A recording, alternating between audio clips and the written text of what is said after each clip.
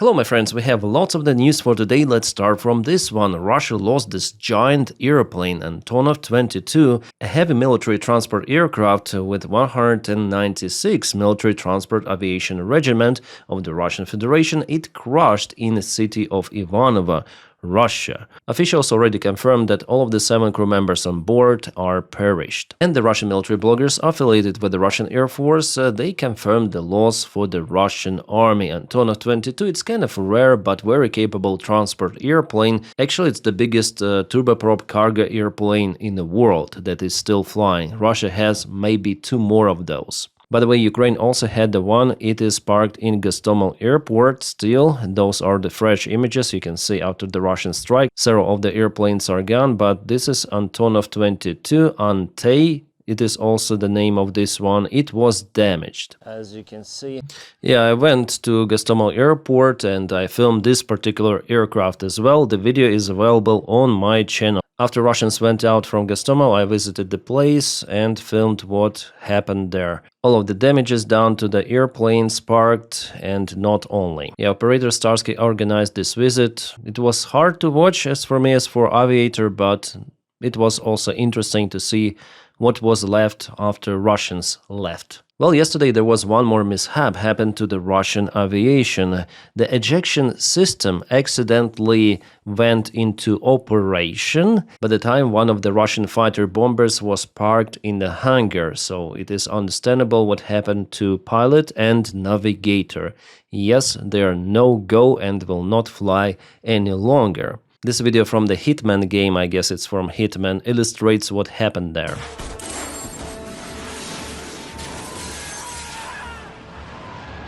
Well, I don't think they've flown that high. I think Ruf, after all, did his job stopping Russian travelers at some certain altitude. And here we have some of the good news for Ukrainian military. Poland's general staff confirms talks with the Ukraine are underway to transfer MiG-29 jets. Before, Poland transferred several of those fighter jets together with Slovakia, by the way. Now, Fico would never ever give Ukraine those fighter jets, but from Poland, Ukraine may obtain those because even Poland understands that Ukraine is the shield of Europe. It needs the airplanes. The aircraft are being phased out due to reaching their service limits and no plans for upgrades. The donation would support Ukraine and strengthen NATO's eastern flank. In exchange, Poland seeks access to Ukrainian drone and missile tech to boost joint defense and industrial capabilities. Yes, because Poland was not capable to shut down most of the drones which Russia sent to Polish airspace. With Ukrainian drone technologies, it is possible. Well, I'm not saying that NATO country is doing absolutely nothing about the drones. Here they experiment with the drone swarms. For example, this is what's the name of the company? It's called Auterion. United States and I guess Switzerland, common production of those drones. You see, those drones, they attack those dummies of the tanks. Boom, boom, boom. Very interesting. I think it's inflated model of T-80 tank, something like that, and if those drones carried some of the explosives, it could be a multiple big kaboom. Of course, the tank would not survive it. So yeah, they're doing something. They're not staying at the same place. It is understandable that the war had changed and soon every army will have lots of the drones, but still Russia has way more of those, as well as Ukraine, by the way. And Russia and Ukraine, they have the real military experience, how to use the drones on the front lines, how to operate with them, how to make the system, including supplies, work properly. Also drone production and also training of the drone pilots. By the way, about the training, I found out very good Ukrainian simulator for the drone flights. It's available on Steam. I'm gonna put the link in the video description just below. The release date for me, it is tomorrow, but I already tested this one today on my live stream on my another channel. This simulator is definitely rules. It is fantastic. It has training mode, it has a battle mode, so my recommendation to get this one, especially then they will upload more missions, more updates. And guys, it's not the paid promotion. Yes, I was contacted by this company, but they didn't pay me anything. They just told me, Dennis, if you wish, you may try it out and tell on your channel if you're willing to. They do not tell me anything else. I just obtained their code. I have the controller over here, which I use. It's TBS Tango 2. I also tried to connect my PS5 controller, but it didn't work. Maybe I have some issues with my PC, who knows, with software. But TBS worked well because maybe it's optimized. It's over here, TBS Tango 2. I flown the simulators, FPV drone simulators 2 years ago, and now I found very good sim for improving the skills, and also it's entertaining, especially flying some of the missions. It's entertaining and it's improving the skills. So I'm gonna put the stream cut at the very end. Yeah, some of the cuts from my stream that lasted 3 with something hours. And you will check out how it looks. Yes, the graphics is not like in the best ever games, but still it's acceptable. The very important thing is physics of this story. It works fantastic. The only thing is I don't know the price of the game because it's not yet been released and I didn't ask for that information, so it's gonna be updated tomorrow. It has single player, it's planned also as online co-op, and for now multiplayer I think it's not available on initial stage, but we'll see. Xbox controller is supported as well as PlayStation controller. So far it's the best and the most realistic drone simulator I have ever flown and used. And also it's a Ukrainian one that is used for the training. 5,000 pilots at least have already made it through this initial stage simulator training using this sim. Now to some of the real drone images. This surveillance drone, Ukrainian one, was capable to spot how Russians start to surrender to Ukrainians. This is Zaporizhia direction. Totally 6 of the Russian troops surrendered to 2 of the Ukrainian soldiers. They were divided into 2 groups and later on moved to Ukrainian positions. That's probably the safest way of how they could reach Ukrainian positions without being flatlined. And this particular Russian says that his goal was to propel forward with the Russian flag, to show it to the Russian drone, and that's it. That was his main mission. And also he understood that the place where they go, it is not being cleared from Ukrainian forces, and they were met there. Some of them were flatlined and several were hiding and later on imprisoned by Ukrainian army. They're very, very lucky. Because, for example, this guy, yes, he showed the Russian flag in Ostapivka village, but later on, in attempt to go back to Russian positions, was flatlined or cancelled. What word should I use for this particular term? But the local commanders of the Russian army who sent this soldier to that village without any sort of the backup or whatsoever, they might tell to the higher command that they captured the village, and Gerasimov will draw more stuff on the map showing it to Putin, and Putin will be very, very happy that the flaggers or flagmen are very successful on the front lines. Yeah, in some of the areas of the front lines, Russians definitely move, but in Zaporizhia region, it's mostly the flag operation, except, I would say, Hulai Pole. In Pokrovsk and Mirnograd, they move very slowly, and all of their attempts to go to Shakhove are now cancelled by Ukraine or being cancelled by Ukraine. Konstantinivka, they bogged down. And in Kupiansk, it's a disastrous situation actually for Russia. They're partially trapped, and according to the most recent information coming, I hope to cross-check it and to definitely confirm, it seems like Ukrainian army deoccupied or liberated Moskovka. Yeah, just for your information, once again, Putin already proclaimed that Russia occupied Kupiansk fully. Long time ago, he said, in the beginning of November. Now it's almost the end of the year, and you see Kupiansk is just partially under Russian control, just the northern part. Why Russia is so slow here? Because the logistics connection is terrible for them. They cannot propel forward with major forces. They cannot even maintain their current forces, especially this part. That's the very terrible situations for Russians there, and the Russian military bloggers themselves, they're saying that Kupiansk is far from being fully taken by Russian army. I wonder what happened in Shakhove. Oh, those are just Russian losses in the ditch. Yeah, they tried to move, but Every freaking meter there is someone smelling, lying and smelling. Just for this jump from August this year, Russia lost 2,000 of the infantry forces, and they continue their attacks. They lost, now it's more than 80 of the armored vehicles in attempt to get Shakhova under control. They're partially went there with infantry, but were exited out by Ukrainian drones.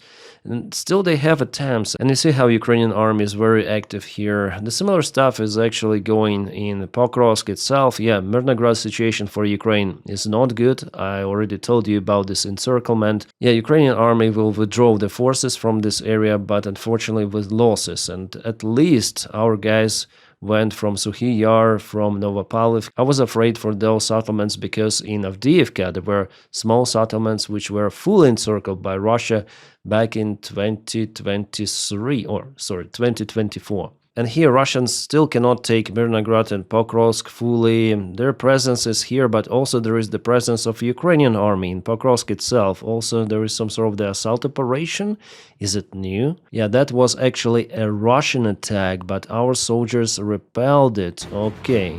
That's something new. Yeah, I cannot show you this image fully, but Russians were cancelled. They thought they took this building, but Ukraine had the different thought about it. But the Russian politician management, they also proclaimed that they took Pokrovsk long time ago. Together with Mirnograd, they encircled thousands of Ukrainian forces there. Yeah, that's the open lies and Russian propaganda coming from the very top and disperse all around X platform, Telegram, Facebook, YouTube even. Yeah, they're working like that, so thank you for following me, because I try to give the information as it is on the ground. Yeah, I'm also using other analytics, like for example, my Kursk map is awesome. For today we don't have lots of the updates, but you may check out my recent video, the previous one from yesterday, where I told you a lot about the current picture on the front lines. In this video I'm not gonna concentrate on that one too much. Alright, this is the very important information that was shared to Financial Times by the European security officials, who said that Russia was preparing sabotage attacks using commercial aviation, and those attacks were aimed for United States soil. Those could be the biggest one after 9/11. Yes, they were planned in 2024. Now with Donald Trump, maybe Russia changed its minds, but some of the DHL parcels have exploded on territory of United Kingdom, Poland and Germany already. And the plan was definitely to expand it for United States of America using aviation in this case. Guys, this is just outrageous. It really shows that Russia is not a friend of the United States, absolutely. Well, maybe Russians are friends with Donald Trump personally, because Putin likes to manipulate Donny. But the sabotage attacks, they were happening a lot on territory of EU. And the same people are responsible for planning attacks on United States. The source says that Russia already hired some people for that mission, people who had the right to stay in Schengen area without any sort of the visa, so probably citizens of EU even were involved, and they were already looking through this plan, but the details of their operation were leaked, and some of them were even detained, as well as explosives. So maybe because after all Europe feels this pressure from Russia with all of those actual attacks, provocations, drones, airplanes flying, and the full-scale war on territory of Europe, well, European Union finally starts to think about confiscation of the Russian assets more vividly, I might say. There is the probability that this week or the next one there could be a confiscation of the Russian assets, at least partially. Well, Germany said that it is for guarantees for Belgium in case Russia wins the international court against Belgian banks. So finally, even for those stupid brains of bureaucrats, it's understandable that they should do something to help Ukraine to withstand the Russian aggression. Otherwise, the Russian aggression could go to NATO countries of Europe. And you know, it seems like it is very painful for Russia. Europe found this vulnerability spot for Putin's regime, Kremlin spokesman Dmitry Peskov warned that any action taken against Russian assets will not go unanswered and would bring serious consequences. Moscow draws its red lines, and Medvedev even warned Europe for potential casus belli, so the start of the war in case of this confiscation and using Russian assets for helping Ukrainian military. Well, in this case, it would definitely help Ukraine. Ukraine will not be dependent on those bureaucrats for some period of time, at least for a couple of years. If we speak about 120 billion euros, which could potentially be confiscated, it would be more or less okay to maintain Ukrainian defense capabilities for that period of time. Not offense, not taking back territories, no, just defense. If you compare those numbers with the Russian military budget, well, even for a single year, Russia invests way more into its military compared to even those frozen Russian assets, which could be confiscated very soon, and I just hope that it will happen like that, because, those bureaucrats, they should finally awake. What is happening? Is the threat for them personally also. Well, maybe not for them in particular, but for their countries and for their banks, 100%. And we have this small breakthrough after Zelensky's meeting with European leaders of Chancellor Merz, Starmer from UK, and Macron. By the way, France doesn't want to confiscate private Russian assets, and there could be 12 billion euros. So Macron says, we don't know, maybe we should not take those funds. So you see, those bureaucrats, politicians, they all take care about money, not safety. Safety for them is somewhere there. But the good thing, like the outcome of the meeting, that Zelensky is reassured that Europe will continue to support Ukrainian military in one or other way, and also European countries will continue to participate in the Pearl program. There was the news that Italy is not in a Pearl program any longer, but it wasn't in that program before. They considered to join, but 1 week ago they decided, no, it's better not to join. But it doesn't mean that Italy doesn't support Ukraine with its military. They will continue to send armored vehicles. That is what they delivered to Ukraine, quite a lot of vehicles this year. And Zelensky personally, he says that he is sure that the United States will continue to sell its weapons to European countries because it's simply profitable for Donald Trump. So he openly says like that. Donny, you need to at least sell your weapons. And I think Donny will sell weapons, will continue to do it, because many of the weapon production companies, they're also the sponsors of Republican Party and of Donald Trump personally. So as for the Pearl, I give 95% that it will continue. So Donald Trump really has nothing to offer, both for Russia and for Ukraine, with his negotiation attempts. Just a couple of days ago, Kushner and Vitkov, they called to Zelensky, telling him to accept the deal. And after the meeting with Europeans, Zelensky said, no, never ever Ukraine will accept just giving as a present its own territories to Russia. After what Russia has done, and basically America is now encouraging the aggressor. Donald Trump, with his so-called peace efforts, he is now fully supporting Russian agenda. Literally all of the points of Russia has been supported, including elections in Ukraine. By the way, Zelensky said that probably, maybe, there is a variant for conducting those elections. Zelensky says that he needs some help with that from European partners and from the United States. I don't know how they could be involved, but that is what he says. And also he needs to check out from the legal perspective if it is possible to conduct. Well, as for me, elections should not be done, because it will create this internal instability of Ukraine. That's the main goal of Russia. They want to dismiss Ukrainian government, and also with elections coming, it's like a small revolution, any sort of the elections. Yeah, you know it, especially if you live in the United States of America. What is happening before elections, during elections, complete madness, yeah? And we don't need this madness happening in Ukraine by the time that there is a war against this prevailing enemy. But Donald Trump doesn't care. He says that Zelensky is using the war to stay in power. So clearly, Russian agenda, Russian propaganda from the mouth of the United States president, it has never been done like that. It's a shame that America is pushing a victim of aggression just to give up give up fighting. It is even worse than agreement with Hitler, because by the time Hitler didn't kaput millions of people, then he was allowed to have the part of Czechoslovakia. So it's worst behavior ever. But we see it is happening, surreal, but we live in this timeline. Then America is not ally any longer.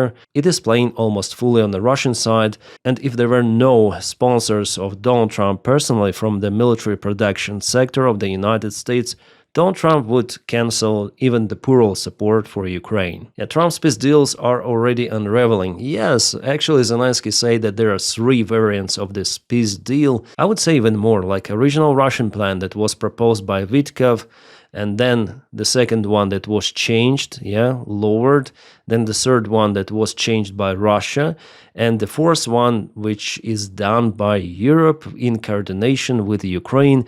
And as Zelensky says, this European plan will be sent to United States officially in the coming days. So all of that is just a continuous dance around Donald Trump, and it will go maybe till the end of the term of the United States president. And all of that is just dancing around Donald Trump because he is a president of the United States of America.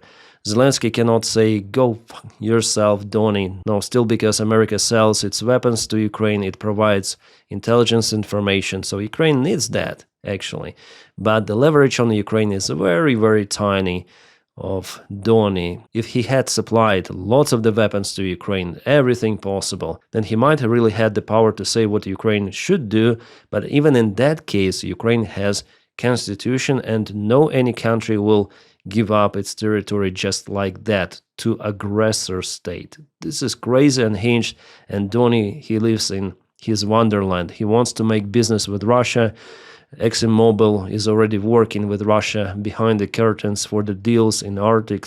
It's already evident. The information about it also was leaked in the press. And also, there are no any security guarantees promised for Ukraine. Absolutely zero. Donald Trump is pushing this deal. You need to sign it tomorrow. Sign it today. Yeah, we need this paper.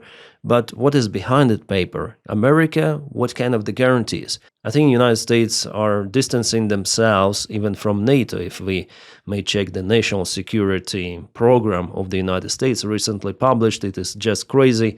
Russian brochure that is posted and signed by Donald Trump. I'm sure he hadn't read that. Absolutely. Well, if he read and he support all of that, it is even worse. Donald Trump is so incompetent. He's an idiot, and his circle are crazy people around.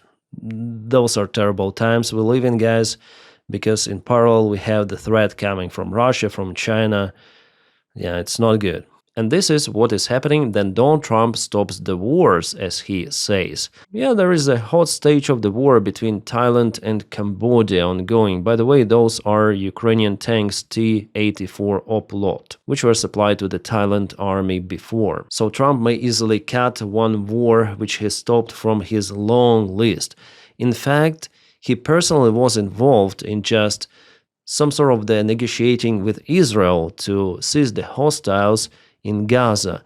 But that conflict is also far to be over, and there were lots of the bombs and shootings happening after Donny's visit to Tel Aviv and saying that I stopped this thousands of years war here. No. Donny is just incompetent narcissist who says unreal things just because he wants to.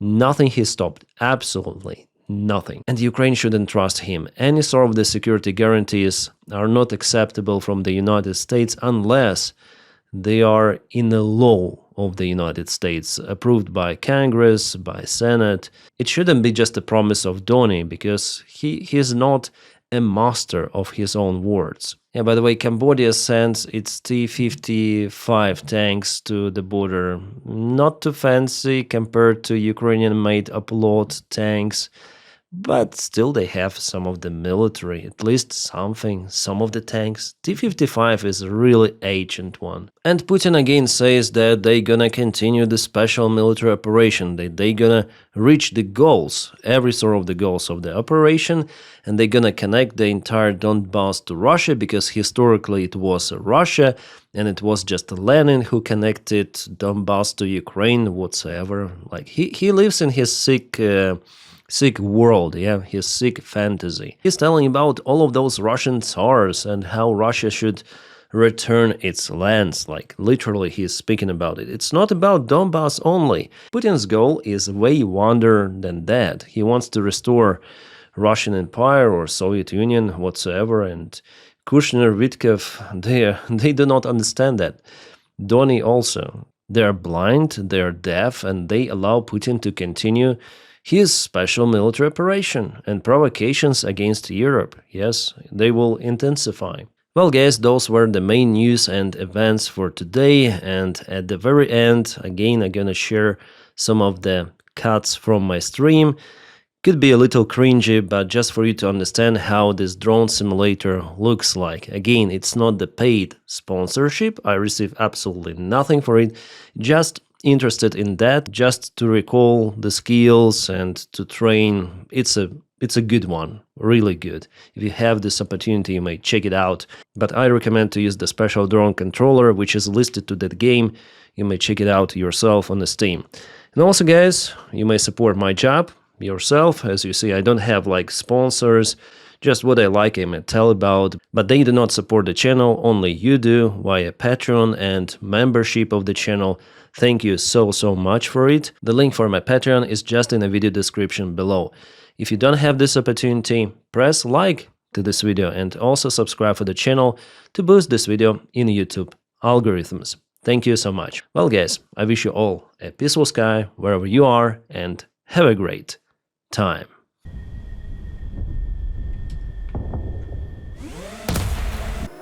I have the cumulative shell, but also could work against this guy. Okay, we see BTR again. They're landing from it. Boom. I forgot to arm the bomb. Oh my god. I forgot to arm the bomb. It's already waiting. They'll start to run, you see? They're running.